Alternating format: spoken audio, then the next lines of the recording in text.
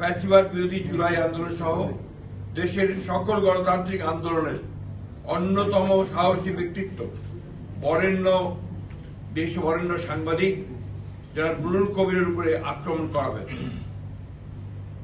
ছায়ানট সহ আরো কয়েকটি প্রতিষ্ঠানে, সাংস্কৃতিক প্রতিষ্ঠানে হামলা করা হয়েছে। আজ উদীচীতেও হামলা করা হয়েছে এবং অগ্নিসংযোগ করা হয়েছে। গতকাল খুলনা ও ভারতের হাইকমিশনের কার্যালয় বাসভবনে হামলা করা হয়েছে। চট্টগ্রামে ধানমন্ডির 32 নম্বরে আবার অগ্নিসংযোগ করা হয়েছে। ইন্দিরা গান্ধী কালচারাল সেন্টার ভাঙচুর, অগ্নিসংযোগ করা হয়েছে। উত্তরাতে 32টি দোকান ভাঙচুর ও আওয়ামী লীগ নেতার বাড়িতে অগ্নিসংযোগ করা হয়েছে। এবং সবচেয়ে মারাত্মক, ধর্ম অবমাননার অভিযোগ এনে ময়মনসিংহে এক হিন্দু যুবককে গাছে ঝুলিয়ে পিটিয়ে হত্যা করা হয়েছে, আগুন দিয়েছে। চট্টগ্রামের মহিউদ্দিন চৌধুরীর বাসায় আবার অগ্নিসংযোগ করা হয়েছে, ভাঙচুর করা হয়েছে। বীর বাহাদুরের বাড়িতে চট্টগ্রামে অগ্নিসংযোগ করা হয়েছে। রাজসভায় ভাঙচুর করা হয়েছে। আমি নিবেদন সম্পাদক নুরুল কবিরের কথা আগেই বলেছি।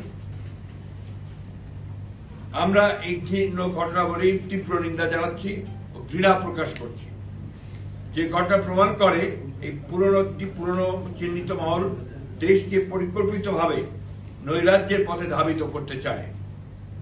অনেক রক্তের বিনিময়ে অর্জিত আমাদের ভোটাধিকার তথা গণতান্ত্রিক অধিকারকে তারা নস্যাৎ করে দিয়ে দেশে ফ্যাসিবাদের একটি নতুন সংস্করণ তৈরি করতে যাচ্ছে।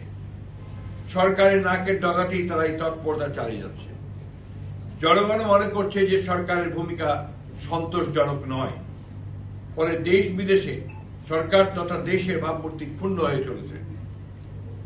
ইতিমধ্যে এই হত্যাকাণ্ডের প্রতিবাদে দেশের সকল রাজনৈতিক দল প্রতিবাদ করেছে এবং হত্যাকারীদের বিচারের দাবি জানিয়েছে। হত্যাকারীদের গ্রেফতার করে বিচারের আওতায় আনতে সরকারের প্রতি চাপ সৃষ্টি করে চলেছে। এরূপ পরিস্থিতিতে এই ধরনের ন্যাক্কারজনক ঘটনার হামলার আমরা জাতীয় সংসদ নির্বাচন তথা গণতান্ত্রিক উত্তরণের প্রক্রিয়াকে অনিশ্চিত করার ষড়যন্ত্র বলেই আমরা মনে করছি।